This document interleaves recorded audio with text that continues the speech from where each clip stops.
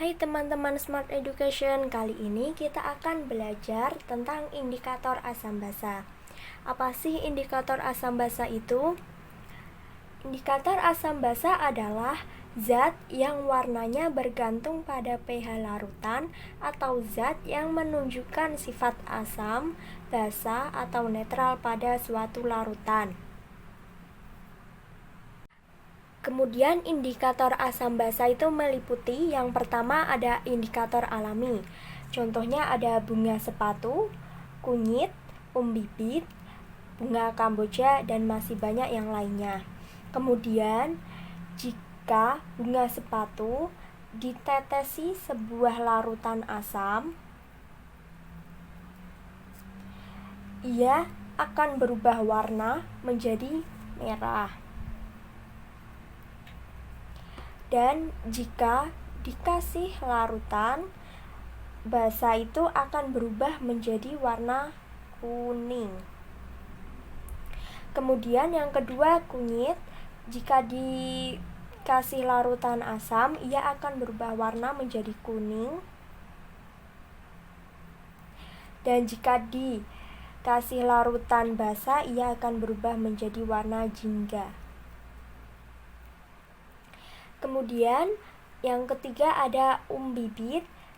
Jika bibit dikasih larutan asam, ia akan berubah warna menjadi biru. Dan bibit jika dikasih larutan basa, ia akan berubah menjadi warna merah. Contoh yang keempat, bunga kamboja. Jika bunga kamboja dikasih larutan asam, ia akan berubah warna menjadi coklat muda. Dan jika dikasih larutan basa, ia akan berubah warna menjadi coklat tua.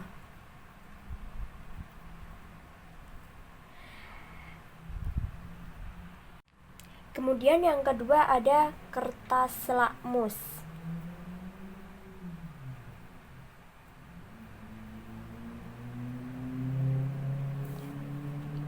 Contohnya lakmus warna merah, dan lakmus biru.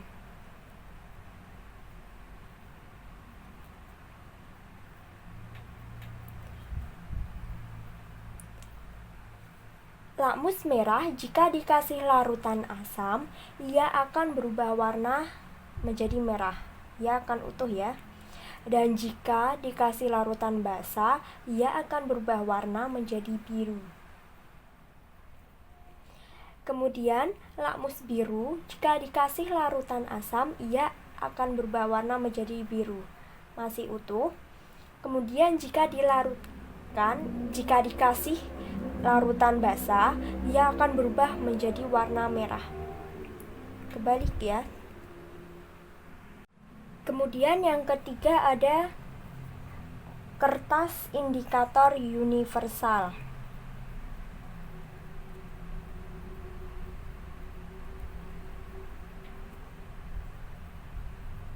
Kertas indikator universal itu stik kertas dilengkapi beberapa warna untuk disamakan dengan warna-warna papan suatu pH. Nanti saya lampirkan contohnya ya. Kemudian lanjut nomor 4. Ada larutan indikator universal.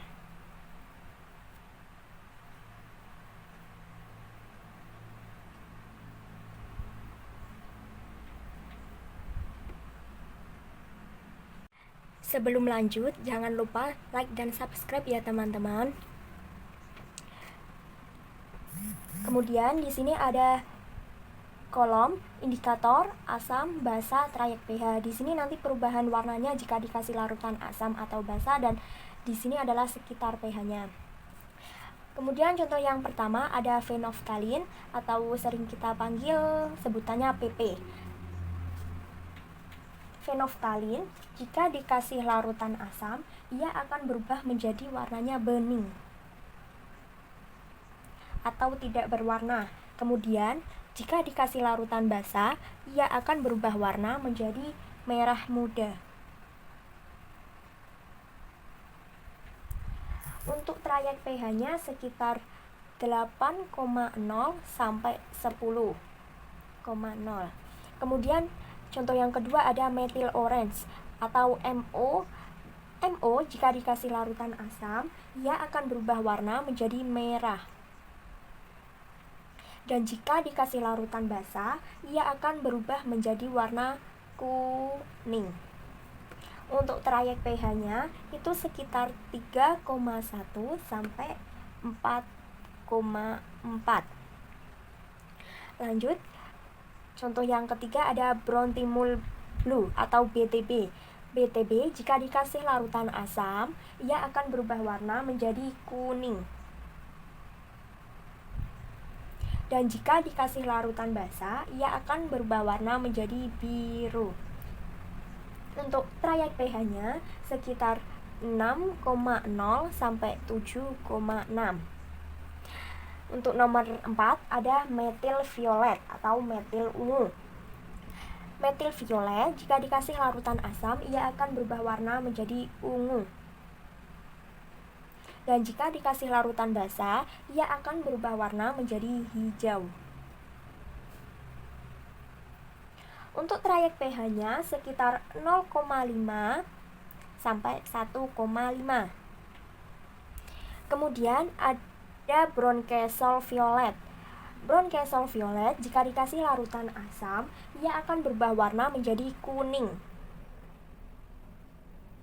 Dan jika dikasih larutan basah, ia akan berubah warna menjadi ungu. Untuk trayek pH-nya sekitar 5,2 sampai 6,8. Lanjut, sekarang metil red atau metil merah. Metil merah jika dikasih larutan asam, ia akan utuh menjadi warna merah. Masih utuh menjadi warna merah. Kemudian jika dikasih larutan basah, ia akan berubah warna menjadi kuning. Untuk trayek pH-nya sekitar 4,4 sampai 6,3.